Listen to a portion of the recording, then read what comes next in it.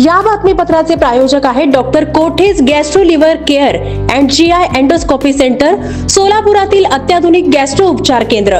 तुमचं पोट, लिव्हर आणि आतड्याच्या सर्व समस्यांसाठी विश्वासार्ह ठिकाण. पश्चिम महाराष्ट्र पद्मशाली संघमच्या विविध विभागातील पदाधिकाऱ्यांची मान्यवरांच्या उपस्थितीत निवड. रविवारी सकाळी सिद्धेश्वर पेठ येथील श्री मार्कंडेय मंदिरात पश्चिम महाराष्ट्र पद्मशाली संघमच्या महिला विभाग अध्यक्षपदी कुमुद अंकाराम, लॉ विभागाच्या अध्यक्षपदी ॲडव्होकेट पामुन, युवक विभागाच्या अध्यक्षपदी अमर एकलदेवी, शिक्षक विभागाच्या अध्यक्षपदी बुधाराम सर तर सामाजिक विभागाच्या अध्यक्षपदी अशोक बिटला यांची निवड करून तसेच सर्व विभागातील पदाधिकारी व कार्यकारिणी सदस्य यांची निवड करण्यात आली. या सर्वांना अखिल भारतीय पद्मशाली संघमचे जनरल सेक्रेटरी मा प्रदीप गणेश संगा तसेच पश्चिम महाराष्ट्र पद्मशाली संघमचे अध्यक्ष डॉक्टर सूर्यप्रकाश राजेश कोठे, पद्मशाली ज्ञाती संस्थेचे सचिव संतोष सोमा यांच्या हस्ते नियुक्तीपत्र व पुष्पगुच्छ देऊन सन्मान करण्यात आले. यावेळी व्यासपीठावर उपाध्यक्ष यल्लप्पा गड्डम, अंबादास बिंगी, मुख्य सचिव वासुदेव इपलपल्ली, जनरल सेक्रेटरी दयानंद मामड्याळ, खजिनदार श्रीनिवास चिलका, राजमहेंद्र कमटम, पुरुषोत्तम उडता यांच्यासह सर्व पदाधिकारी, कार्यकारिणी सदस्य तसेच समाजबांधव मोठ्या प्रमाणात उपस्थित होते. या कार्यक्रमाचे स्वागत प्रधान सचिव वासुदेव इपलपल्ली यांनी केले. प्रस्तावना अध्यक्ष डॉक्टर सूर्यप्रकाश कोठे यांनी केले.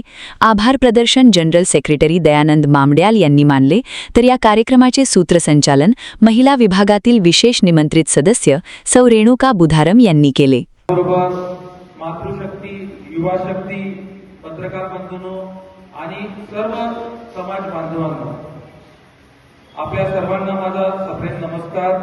आजचा हा दिवस हा फक्त पदग्रहण समारंभ नसून हा आपल्या समाजाच्या पुढील विचारांची, नवीन युगाची आणि नवीन जबाबदारीची सुरुवात आहे. आज हे पश्चिम महाराष्ट्र पद्मशाली संगमचे जे पदग्रहण समारंभ आहे ते अतिशय ऐतिहासिक आणि अभिमानाचा क्षण माझ्यासाठी आहे.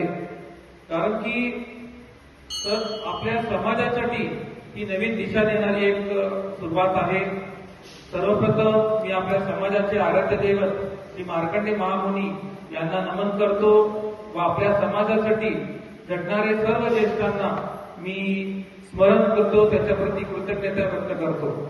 आज हा समारंभ खरं म्हणजे आपल्याला माहिती आहे की झपाट्याने जग बदलत चाललेलं आहे आणि फक्त परंपरा सांभाळून आपण पुढे जाणार नाही, तर उद्योग, व्यापार, त्याचबरोबर शिक्षण आणि सामाजिक क्षेत्रामध्ये कार्य करणं गरजेचं आहे.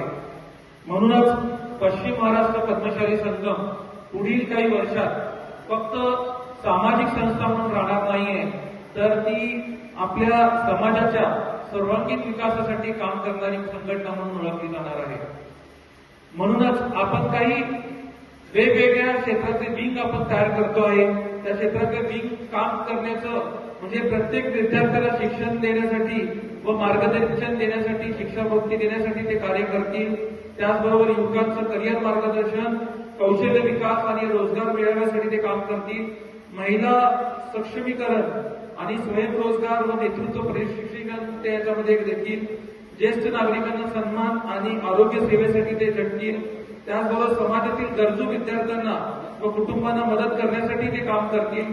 आरोग्य तपासणी शिबिर, रक्तदान, अवयवदान, जनजागृती, समाजहिताचे वेगवेगळे कार्य ते करतीलच. त्याचबरोबर सांस्कृतिक वारसा आणि नव्या पिढीला जोडणारं कार्य ते करतील. माझा ठाम विश्वास आहे की संघटना मोठी पदांमुळे नाही, तर ती कार्यकर्त्यांच्या निस्वार्थ सेवेमुळे होत असते. आज या पदग्रहण समारंभासाठी सर्व पदाधिकाऱ्यांना मी एकच विनंती करतो की हा कुठलाही पद नाहीये, तर हा प्रतिष्ठा नाहीये, तर ही जबाबदारी आहे आपल्या समाजासाठी काम करण्याची.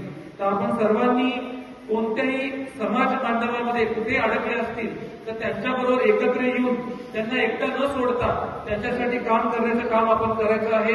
कोणत्याही विद्यार्थ्याला आर्थिक कारणामुळे जर शिक्षण सोडावं लागत असेल तर त्या विद्यार्थ्यासाठी आपल्याला काम करायचं असे आहे. त्याचबरोबर कोणत्याही महिलेला जर काही अडचण असेल तर ती अडचण सोडवण्यासाठी आपण काम करायचं आहे. यासाठीच पश्चिम महाराष्ट्र पद्मशाली संघम सदैव तत्पर राहणार आहे. शेवटी मी एकच सांगतो की आपले मतभेद असू शकतात पण मेन मनभेद असं नाही, असे आपण कार्य करायला पाहिजे. जे युवा संघटना आता झालेली आहे ते पुढील कार्य त्यांच्या युवक संघटनेसाठी उभा करण्यासाठी जे आपल्या पश्चिम महाराष्ट्र संगमचं काम आहे ते करत राहतील. महिला संघटनाही करतील, वकील संघटनाही करतील, त्याचबरोबर शिक्षक संघटनाही काम करत राहतील. पण आज कुठेतरी आपले समाज जे 200-250 वर्षापूर्वी आंध्र प्रदेशवरनं सोलापुरात आलं होतं, तर आपल्या समाजातल्या लोकांनी वेगवेगळ्या क्षेत्रात जसं उद्योग क्षेत्र असेल, शैक्षणिक क्षेत्र असेल, वैद्यकीय क्षेत्र असेल, व्यापार क्षेत्रात असेल, असं अतुलनीय काम आपल्या सोलापूरमध्ये केलेलं आहे. पण या सर्व लोकांना एकाच मंचावरती आणण्याचं काम पद्मशाली पश्चिम महाराष्ट्र करणार आहे, एवढं मी सांगू इच्छितो. आज एवढ्या लांबून हैदराबादहून प्रदीपजी संघाजी सोलापूरला आले त्याबद्दल मी त्यांचं धन्यवाद व्यक्त करतो आणि नियुक्त झालेल्या सर्व पदाधिकाऱ्यांना पुढील त्यांच्या वाटचालीसाठी अभिनंदन व्यक्त करतो आणि त्यांना आशा करतो की ते चांगलं कार्य आपल्या समाजासाठी करतील. जय मार्कंड.